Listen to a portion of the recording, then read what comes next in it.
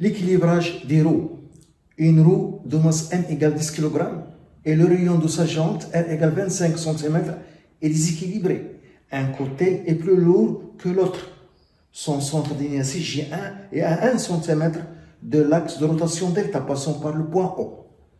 1. Trouver la position et la masse M d'une masselotte de plomb qui est nécessaire de mettre sur la jante pour ramener le centre d'inertie J de l'ensemble sur l'axe de rotation delta. 2. Quel est le signe d'un mauvais équilibrage des roues d'une voiture?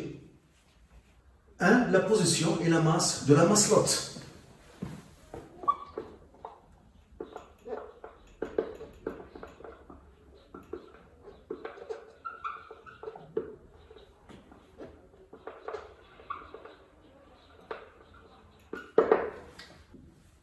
Le schéma d'une roue déséquilibrée. Ça signifie que ce côté est plus lourd que l'autre côté.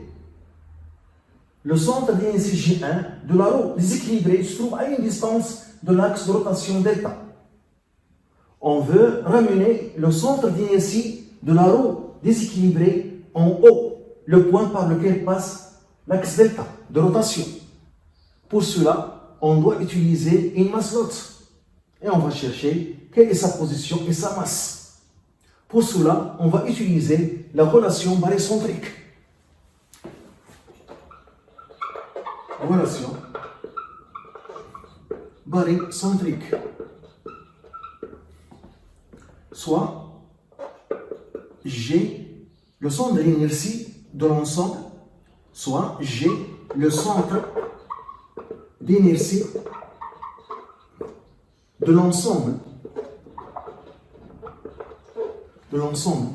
de masse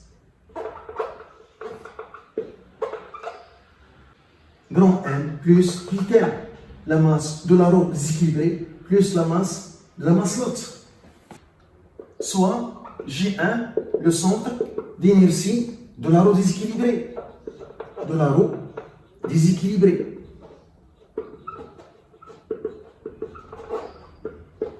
de masse grand M, soit J2, le centre d'inertie de la masselotte, de masse petit m,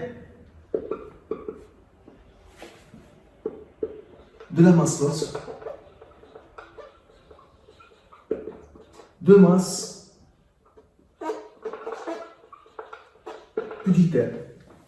Donc, on a la relation barycentrique grand M plus petit m fois OG est égal à la masse de la roue déséquilibrée fois le vecteur OG1 plus petit m, la masse de la masselotte fois le vecteur OG2. Le point O, un point de l'espace, et on a intérêt à choisir le point O en G pour simplifier le calcul. Donc on choisit que G est confondu avec le point O, le point par lequel passe l'axe delta. Donc je remplace ici O par G.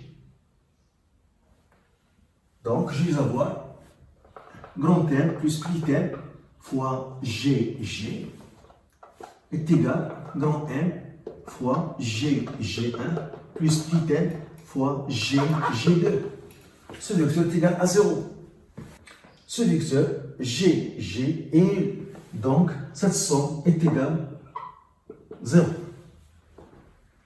Grand M fois le vecteur GG1 plus petit m fois le vecteur GG2 est égal à 0.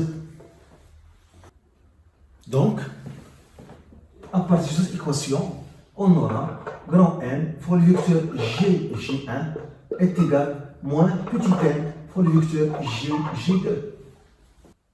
Les masses sont positifs, il y a ici un signe moins. Donc, ça signifie que les deux vecteurs GG1 et GG2 ont des sens opposés. Donc, GG1 et GG2 ont des sens opposés.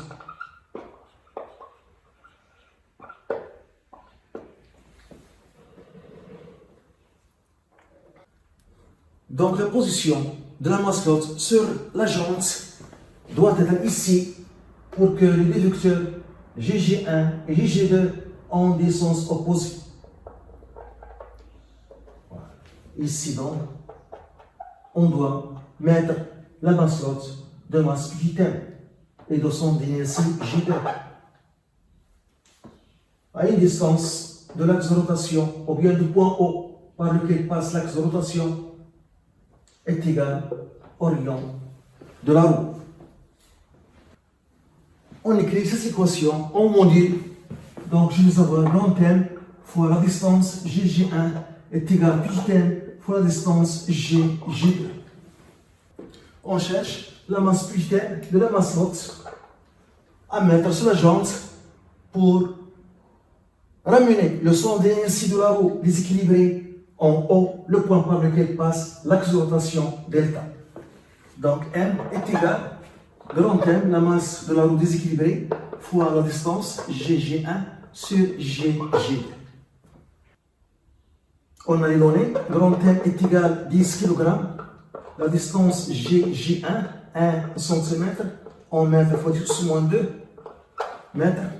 La distance GG2 est égale au rayon de la roue déséquilibrée qui est égal à 25 cm en mètres, 25 fois 10 plus moins 2 mètres.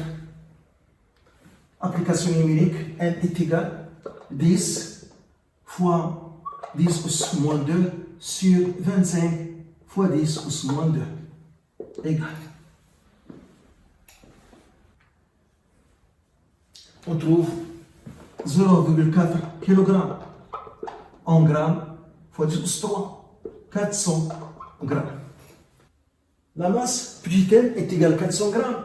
C'est la masse de la maslotte à fixer sur la jambe de la roue pour l'équilibrer, pour ramener son centre d'inertie au point O, le point par lequel passe l'axe de rotation delta.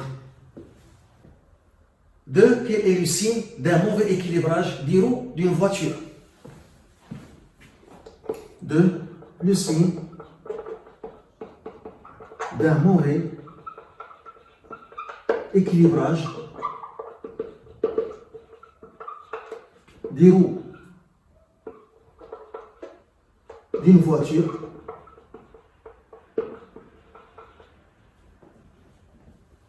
et la vibration du volant de la voiture. La vibration du volant de la voiture. Au cours de la conduite